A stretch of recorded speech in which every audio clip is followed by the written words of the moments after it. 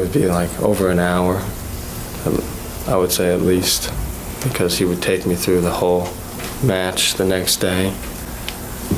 How would he take you through the match? Just give me a short example of how that would start out. He'd say, what I tell you we were going to work on in tomorrow's match. This is very important. I said, just go through it with me. I'd say,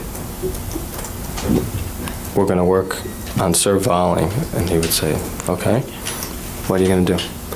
I'd say, I'm going to come into net, and then what? And then I'm going to close off the net, and then what? And then I'm going to anticipate where he's going to hit the ball, and then what? And then on the next point, I'm going to not come into net, right? And then I'm going to take the short ball on the rise instead and come in. He said, okay. And then what? I said, in the next point, I'm going to serve volley. And why are we doing this? Just throw the kid off. I said, okay. He said, tell me again. I'd say, I'm going to serve volley. I'm going to close the net. And then what? And we'd go through the whole thing. And he'd say, good. How many times would you go through it? On the matches, he would just do it twice, depending on what it was, or sometimes a couple times. And we would go structured with little goals. And he would say that we need to set short-term goals. And some of these were like to fix the flaws that I seem to have with walking. What kind of flaws did you have with regard to walking? Rephrase the question. You said that he talked about flaws with walking. Did you have a problem with the way you walked? At Yes. some point in time? Yes, When? I still do, I think. What was wrong with the way you walked? Just with the feet outward. And besides talking to you about it as a goal, as a flaw to be corrected, how else did he deal with this flaw of yours? Made fun of all our anything like that. He made fun of in our family. The walking, he would walk behind me and make quacking noises and say I walk like a duck, and get Eric to make quacking noises. Would this be done on a public street Yes. with people around? Yes. Did that embarrass you? Yes. What other flaws did he set as goals to be corrected? Speech. What was wrong with your speech? I didn't enunciate properly. That's what he said countless times. And I also sometimes stuttered because I just couldn't respond because I'd be so tense. And what would he say when you stuttered? How would he handle that? To make fun of it. What would he say? He'd just stutter back. And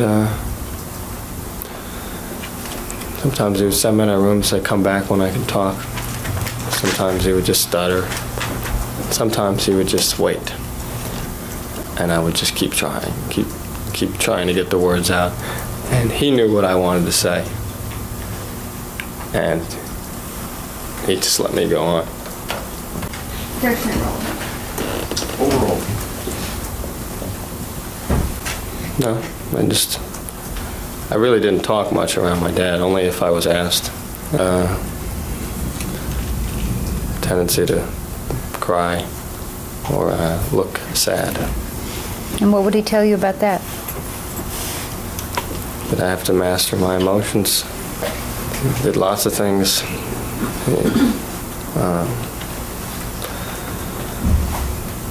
Just made fun of me. What would he say?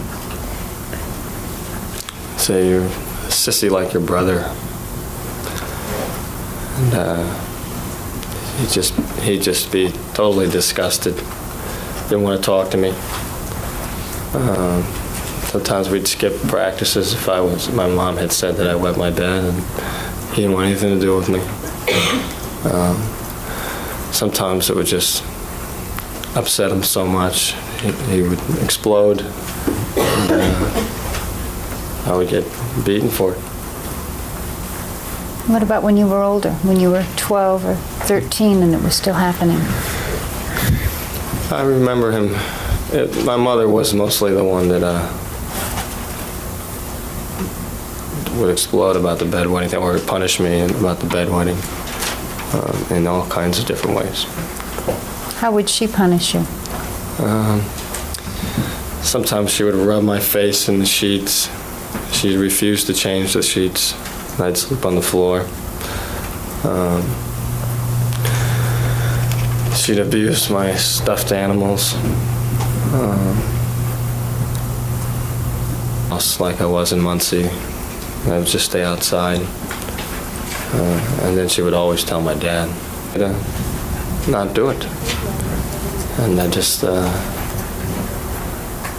like a next level and a next level. And, I don't, lots and lots of him being furious or upset about the steps involved in getting to the goals. And that I was sort of just bound to failure and not going to be like him. And, I knew that. Did you think you were ever going to be as good as he was? No. Did you think you were ever going to be good enough to please him? No, I didn't. Was it important to you to please him? Yes. Why?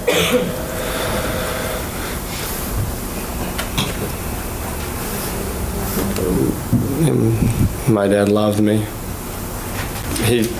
They fought all the time, or a lot. It seemed like, but my mother was, she didn't take it like her mother. She fought back, and so they would have physical fights, and he would be. And that time that I walked by, the door was slightly open, and he was beating her with a belt, and she was clawing him back, and he had scratches on his body, and there was blood. She was half dressed, and they were just brawling in the bedroom. It's harder to be around, prone to rages and embarrassing tirades and dangerous throwing things around and coming at you. And so my dad pretty much left her alone. In the Pennington house? Not at all. It was just very short. He was that way with everybody. Just didn't want to hear what you had to say. Just weren't important to him. Just didn't want to hear what you had to say, other than me, if he was in conversation with me. But very disrespectful to my mother. Was he cruel to her? Very, very cruel in being disrespectful and just ignoring her. And there were just times when she was just completely sobbing, hysterical, because he had made a promise to go out to like the block party with her that one time I remember. And other times he had promised to come home and wouldn't come home and wouldn't call, and you could tell she was waiting. And then her mood would just, and she would be depressed. And, deteriorating condition. Were there changes in who she was when you were little as opposed to who she was when you got older? Very big changes, I think. When you were little, do you remember her being gentle and affectionate with you? She was never gentle and affectionate with me. Did she ever act like she loved you? Not when I was little, and there was just one short period of time when I thought that might be true. But like I said before, I felt that she hated me, and that's what she told me all the time. Do you have memories of a child of being left places, your mother just sort of abandoning you at places? Yes. What's your earliest memory of that? It was in the airport. She was lost in basically the people that were shuffling around, and she just disappeared around the terminal. And She was gone for a long period of time. I don't know, I was panicking. I wasn't sure whether to go try and find her.